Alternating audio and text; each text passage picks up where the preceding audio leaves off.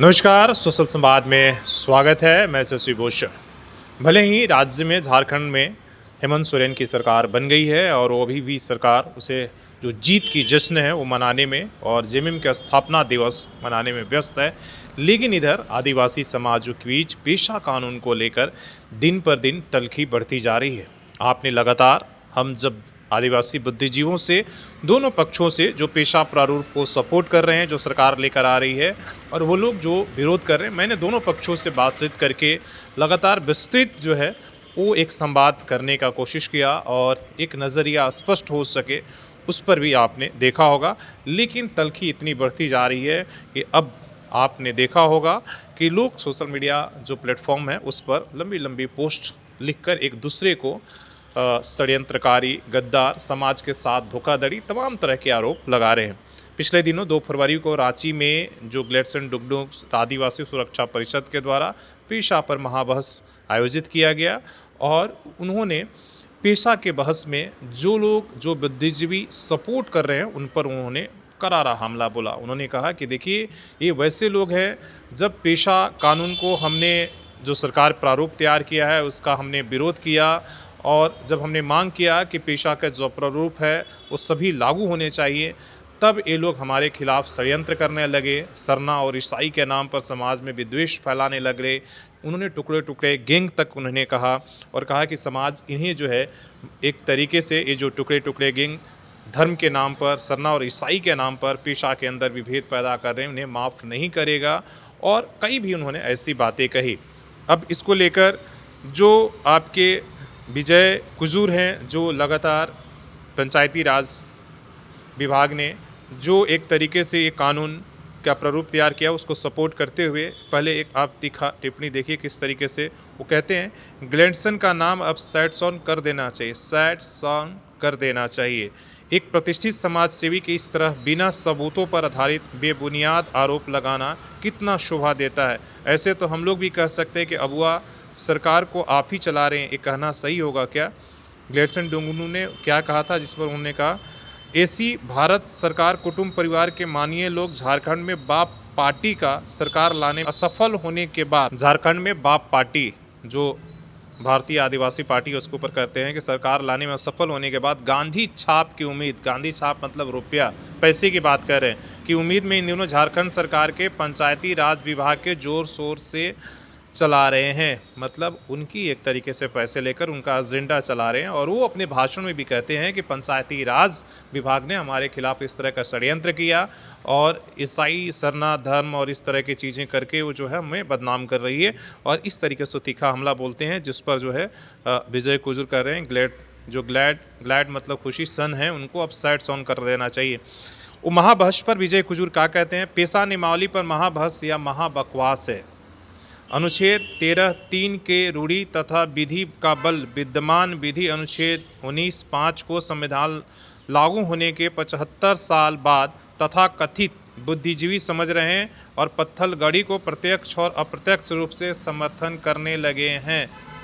पत्थलगड़ी वही मामला है जब आपने देखा था कि रघुवर सरकार में खुट्टी और आसपास इलाकों में पत्थलगड़ी के नाम पर जो है जिस तरीके से एक अभियान ही हुआ था और सरकार ने उन्हें देश द्रोह के नाम पर तमाम लोगों को एक तरीके से वहाँ पर गिरफ्तार किया था। कह रहे हैं कि ये समर्थन करने लगे हैं, ये एक अच्छी बात है। पहले समझ गए होते तो पिछले 24 सालों से अनेकों बार हाई कोर्ट और सुप्रीम कोर्ट में नहीं हारते। अब जाकर इनको समझ में आ रहा है कि अनुसूचित क्षेत्र में सामान्य कानून सीधे लागू नहीं होता है। सामान्य कानून को अनुसूचित क्षेत्रों में विस्तार के लिए टीएसी, राज्यपाल और राष्ट्रपति का अनुमोदन जरूरी है। कुछ तथाकथित बुद्धिजीवी कह रहे हैं कि पेशा कानून 1996 अनुसूचित क्षेत्रों में हूबहू लागू हो चुका है और कुछ लोग कह रहे हैं कि पेशा कानून को हूबहू लागू किया जाए। ये दोनों बात उस जो पेशा को लेकर महाबहस ग्लेडसन और आदिवासी सुरक्षा परिषद की तरफ से रखा गया उसके संबंध में कह रहे हैं, जब पेशा कानून हूबहू लागू है तो फिर उन्हें ऐसा पेशा नियमावली क्यों चाहिए जिसमें पेशा कानून के 23 प्रावधानों को असंगत और अधूरा बताया जा रहा है। यदि तथाकथित बुद्धिजीवी लोगों के हिसाब से पेशा कानून के प्रावधान हूबहू लागू हुए तो उन लोगों से कहना चाहूँगा कि खुट्टी डीसी कार्यालय खुट्टी मुंडा खुटकिटी के ज़मीन पर अवैध स्थापित है उसे कब्जा मुक्त कराने के लिए नेतृत्व करें। हम लोग आपके साथ पीछे रहेंगे। यदि आप सफल हो जाते हैं तो लोगों को विश्वास हो जाएगा कि आप सच में महाबकवास नहीं बल्कि पेशा कानून पर महाबहस कर रहे थे। क्या बहुस्तरीय ग्राम सभा मिलकर भी खूंटी डीसी कार्यालय को खाली करा सकते हैं? यदि नहीं तो पेशा कानून के 23 प्रावधान स्वतः अनुसूचित क्षेत्र में विस्तार नहीं है। आप ठीक से पेशा कानून का धारा 5 पढ़ लीजिए जिस पर बहस चल रही है। मैंने सिर्फ एक उदाहरण दिया है। ऐसा जमीन वापसी का मामला अनुसूचित क्षेत्रों में लाखों की संख्या में है। बहुत सारे पारंपरिक ग्राम सभा हम लोग और बाप पार्टी के लोग रोज़ ज़मीन वापसी के लिए प्रशासन और भूमाफियों से पेशा नियमावली के गैर मौजूदगी में संघर्ष कर रहे हैं, क्योंकि प्रशासन ये मानने को तैयार नहीं है कि पेशा कानून अनुसूचित क्षेत्रों में प्रभावी है। ये प्रैक्टिकल समस्या है। महाबहस में शामिल 1-2 को छोड़ दिया जाए तो कितना लोग पेशा कानून के प्रावधान 1997 में हूबहू लागू होने का दावा करने वाले लोग 1 डिसमिल ज़मीन भी बचाए हों या वापस कराए हों तो बताएं। बंद रूम में बड़े बड़े दावा करना और ज़मीनी हकीकत में बहुत बड़ा फ़र्क होता है। इस तरीके से वो लंबा चौड़ा जो है एक हमला करते हैं और उस महाबहस को महाबकवास बताते हैं। लास्ट में उन्होंने कहा कि मैंने बहुत थोड़ा उदाहरण आपके मंथन के लिए दिया है, इसे बहुत गंभीरतापूर्वक अध्ययन कीजिए। आपको पता चल जाएगा कि पेशा नियमावली क्यों इतना महत्वपूर्ण है। आप जितना भी कोशिश कर लें, पेशा नियमावली एक बार पूर्णतः परफेक्ट नहीं बन सकता है। महाबहस के सभी बिंदुओं को शामिल करने के बाद जब यह नियमावली धरातल पर प्रैक्टिस में आएगी तब अनेक बार इसमें संशोधन करना ही पड़ेगा। ये तमाम सारी बातें जो है, जैसा हमने आपको बताया, बहुत सारी ऐसी बातें कही जा रही हैं जिसको लेकर जो है वो एक दूसरे पर हमला कर रहे हैं। एक तरफ से आपको इसमें निशा जो उरांव हैं, जो पंचायती राज के अधिकारी हैं, डायरेक्टर हैं, जिसको लेकर ग्लेडसन डुगडुंग और जो लोग विरोध कर रहे हैं हमेशा उनके वो निशाने पर रही हैं। पहले वो लंबा लंबा पोस्ट लिखती थी, लेकिन अभी उन्होंने फ़िलहाल एक शब्द उन्होंने कहा इन तमाम बहस में, इसलिए कि कहीं ना कहीं सरकार के तरफ से उन्हें कहा गया हो कि आप इस बहस में, तो उन्होंने कुछ घंटे पहले उन्होंने कहा कि सत्य मौन इसलिए हो जाता है क्योंकि उसे पता है कि कुछ बातों का जवाब सिर्फ समय देगा।